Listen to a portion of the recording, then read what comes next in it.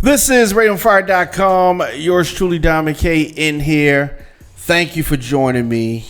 Today's broadcast is brought to you in part by the Hug Don't Shoot Free Kitty Disco, which goes down Easter Sunday. Enjoy food, fun, games, Easter egg hunts, and music by Baltimore's youngest DJ, A-Easy.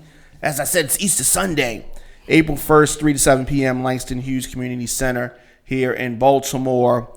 Visit hugdon'tshoot.org for more details. And we are back in the place. I got special guests in the building. Yeah. Please introduce yourselves. I'm Whyteboy Frazier of All Year Money Entertainment. I'm Rome, CEO of All Year Money Entertainment. Okay. I love the name. And I've been seeing y'all out here working. Yes, sir. I've been seeing y'all out here working. Let's talk a little bit about the label first. Let's do it. Where's the name come from? Years ago, I used to have a label called Fat Life Records, which I had a partner, which was my cousin. We didn't see eye to eye, so we separated. So wouldn't nothing get confused. I started my own label, which I just loved these. Jay-Z's song pretty much did it. Imaginary Player, he said, that All Year Money. And then it just stuck with me from there. So that's what it is, All Year Money Entertainment. Yeah, it's good. It's good names. Good name. Yeah. And so I gotta address the elephant in the room. Whyteboy Frazier. What's happening? Where's that name come from? Oh man, well Frazier is my last name. Okay. As a Whyteboy, back in middle school, I had a homeboy, my homeboy Thomas. He used to say, you're my favorite white boy, right? You remember when 50 was said that on the song when he was talking about him? But he started calling me his favorite white boy. And after that, like the whole school just started calling me white boy. I just put it together once I started rapping, Whyteboy Frazier. Yeah. So as far as the connection with the label, like how did this partnership come about? Oh, that's my brother-in-law. Okay. Well, it didn't come about like that though. But I was rapping like a year or two before me and him actually linked up, and I basically started doing it on my own after a while, and then I was like, man, I knew he was into the music, so I was telling my sister one day like, Rome should manage me. You know what I mean? He was listening. I guess he started listening to some of my songs, and he like, you know what, I'm gonna rock with you. And Definitely. And that's so the family that's tough. That's tough to do. Yeah. Like, what about when y'all don't get along? We always agree get on along. something. Be like, look, this verse is hot. He like, no, it's not. It could be hotter. Oh, we men. We speak. We speak. Communication is key. Yeah. You know what I mean? That's good. And let me say this: I don't care if you're my blood brother. Right. If you're not hot and you don't have it, I'm not putting my all and money and everything into you. When I started hearing the music, I seen it, I visualized it. I already knew he had the charisma, he has the the for it. But once I started hearing the music, and it's like I said, it was getting better and better. It wasn't no second thought for me. Yeah. He definitely has something special. I was just. Whenever I sit down with somebody, do a little research on him, check out. He been moving around, been doing some shows, and all that kind of stuff. So as far as you getting into the rap thing, like how did it start for you? Oh man, I had a homeboy who introduced me to a homeboy of his. He was dealing with the music stuff and put us. This was before I was even doing music. Like we was just hanging out, and like even as a young kid, like I always been like a popular dude, like throughout the city. So he was just saying like we'd go out to a club, like a bunch of people coming up speaking to me and stuff like that, and he was like, "Damn, it's like, fuck, you a star or something? Like you ever thought about rapping?" I was like, "Nah, but should I give it a try?" You know what I mean? It just started like that, something to do, just something to mess around with. And just moved on from there. Yeah. Like were people like after you started doing the people that didn't know you did it, like were they surprised or they just felt? And that's what started making me take it serious, the reaction of others, you know what I'm saying? Because I just started taking it serious not like a year or two ago, you know what I'm saying? Just the reaction of everybody else around me, because I really wasn't a big fan of myself at first, you know what I'm saying? But everybody else was like, you got something, like how did you just start rapping? Like I just started taking it serious after that. Like, damn, I must really do got something going on here. So, like, tell me about like the first time you hit the studio. Oh man, the first time I hit the studio was like it was a breeze. Like, you know what I mean? I went in, laid my little track down. I'm like, okay. Okay. Yeah, he don't write. Like, he just vibe with the beat for a little bit, and then it's hey, let's go. Oh, wow, like that. Okay. Yeah. A lot of people can't do that. Yeah. A lot of people, like, a lot of the greats did it like that. Yeah. But a lot of people can't do it like that. Yeah, because it's more of a feeling to me. You know what I'm saying? Like the mood, you know what I mean? Getting the feeling while I'm in there. Because it's always like a swag, like, type of thing. And just vibing. Where's the motivation come from for the songs? Oh, man. Everyday life. Just everyday life. Being here in Baltimore, I mean, this is a music town, but we don't have a lot of stars from this town. So has it been hard for you coming from the city? No, not really. Because when I go, like when I venture out, like the other cities and stuff, they love me. Yeah, they definitely show me big love everywhere I go. Yeah, just need to be more support here in Baltimore. That's about that's just Baltimore itself. You know what I'm saying? Like that's just what type of town it is. And it don't matter what you're doing. You know, because it's like people with restaurants or just whatever. It's just people. We gotta. It's like they support somebody else before they support their own. Like, you know how it like from another city. Yeah. Yeah. Why do you think that is? I'm not sure. I really wouldn't be able to tell you. I guess it's just Baltimore. I think it's crabs in the barrel. Yeah. So everybody want to be the one. Yeah, want to be that one. Yeah. So instead of everybody coming together, support each other, they put each other down and just try to make themselves the biggest. But it don't matter who the biggest. Yeah, because anybody we usually as long as everybody on, who cares? Anybody we usually deal with or start a relationship with, it don't end there. Like no matter how it started, you know what I mean? It's not gonna end there. You know what I mean? Like we take everything that someone brings to the table for us. This interview, this ain't gonna never stop. So from this point on, whether this thing blow to the highs, you know what I mean? Diamond K, we Radio, always one phone call away. Gonna be part of that with it too now. So you know we don't leave nobody behind. Once you on with us and you rock with us any kind of way, giving us some love, most definitely, we take it all the way on from there. And I think that's an important thing that you said there, because that's the thing. It's about relationships. Yeah. And building relationships and then steadily building on those relationships. Man. Like relationships will take you a long way, man. I'm telling you, man. Definitely. So as far as some of the people here, like the other artists, like any artists that you've been vibing with here in the city? I try to give everybody from the city a listen. You know what I'm saying? Yeah. I don't have a favorite or anything like that, but I try to give everybody a listen. You know what I'm saying? What about as far as mainstream artists? Who do you listen to? Same thing. I give everybody a listen. Mm-hmm. Everybody, even outside the genre of rap and hip hop, like I listen to. So you don't just listen to hip hop? Okay. I listen to all types of music. What are your thoughts on ghostwriting? I feel like it's. I mean, it's cool with me. I mean, I don't have a problem with it, but I mean, because they say that the Drake has had ghostwriters. This thing where come up Cardi's got ghostwriters. This is the thing. Even if like Drake has ghostwriters, you can't find someone else that can put that out there like him.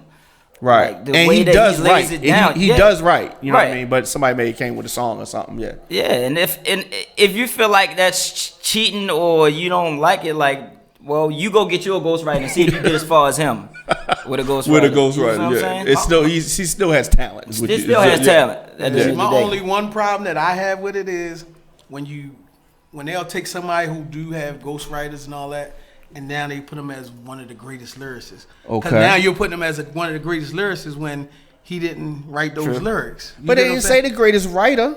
Who? They didn't say. They never said Drake is the greatest writer. But he's gonna always be put up there with the top. I think because of his success. Because of his success level. Yeah. So now you talking about 5. You talking about 4 other people that you might have always deemed as, oh my God, like the J's, the Eminems, and all them. And now you're putting someone who not writing something. Not to say, because like you say, we all know that Drake writes some stuff, right? But we all know he's probably getting some ghostwriting, which come, like Cardi B catching a lot of flack with her new for her, you know what I mean? Right. Like, it's gonna be there. Like I say, if it's roll for you, if that's what's happening and it's good for you, do it. But once you start getting put in that realm of some of the greats, now it's a problem.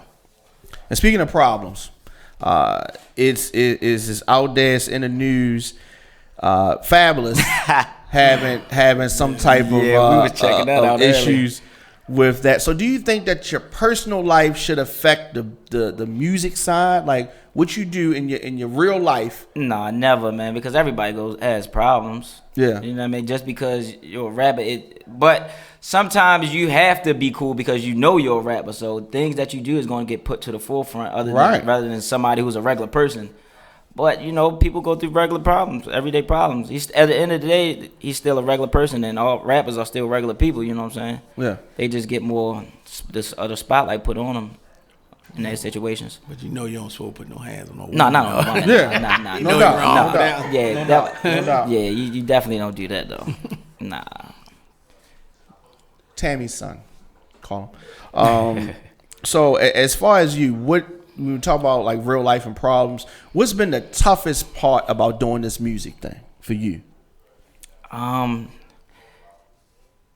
Just I would say the perception of just others and how I see, like, say like the progression part. Like, I know I'm basically there, but it's the length, the time period of the process of what it takes to, you know, to do things. Just to do it. Yeah. Yeah.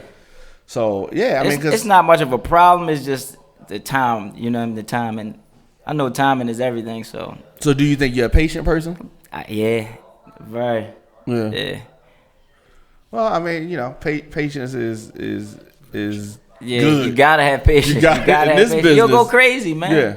You'll definitely go crazy if you don't have patience. I was talking about this with one of my partners, and as a guy, can we listen to like female rappers? Like, can we Of course. sit around and rock to it? Yeah, of course. Like in the car, like listen to them. Yeah. I mean, you can't put a doing that, label though. on music of Only what you because like. it's like I can't relate all the time to what they saying. Yeah, You know but what I'm saying? sometimes it's just good music. That's true. That's true. You know what I'm You got saying? me there. That's true. Sometimes you just gotta listen to good music. Yeah. Like sometimes you can't relate to some of them love stories or whatever the case may be, but it's good music. Just like some people might not live the same life that you live, but when they hear your music, you know what I mean? It make them feel like they live that lifestyle. They might not live it, but it's just good music. Yeah, that's definitely true. Cause I know when we did we on tour. We was on the Rail Car. When we was in New York. And we were in New York, and this girl came up to me after he performed. Was like, "Oh, I just feel everything he said. It's like I'm like, okay, thank you. You know, she was like really into it. Like, I believe feel everything. I believe he's everything saying. he's saying. I was like, Yeah. oh, all right. So it made me feel good. I told him, he went and gave her a hug and Oh, good. He got to picture chop with it her. up with it. That's good. Yeah, That's yeah. good. So it's like you can tell whether the person is really into what they doing. Yeah. And when I listen to your music, I feel, to me, it feels like it's easy to you. Like, Right. It feels effortless. You know what I mean? Is it as easy to do as it sounds like it is from the listener? Yeah, because I don't have to search for a character or, you know what I'm saying? I don't have to get in that role. I'm already that person. So, sign to the plug. Yeah. That name says a lot. Yeah, most definitely. The name says a lot, and people can get that right now. Yeah, it's on all streaming platforms. What's next? Oh man, I got a new project about to drop anytime now. White Magic. Okay. Yeah.